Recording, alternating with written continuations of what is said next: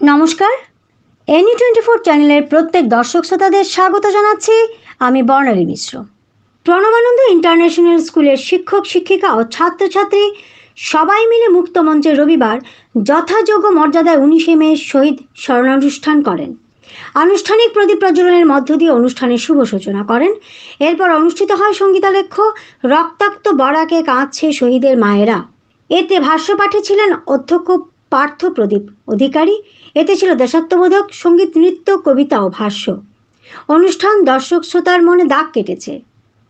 শিলচর থেকে চাঁদমারি রোডে Pranabananda international school থেকে সাংবাদিক নিহার কান্তি রায়ের রিপোর্ট। আপনারা দেখছেন NE24 চ্যানেল থেকে।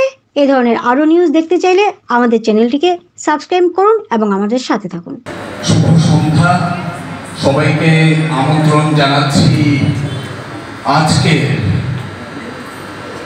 এই নৃত্য, নাট্য, কবিতা এবং বিভিন্ন ধরনের কচিকাঁচা বাচ্চারা আজকে এই পরিবেশন করবে।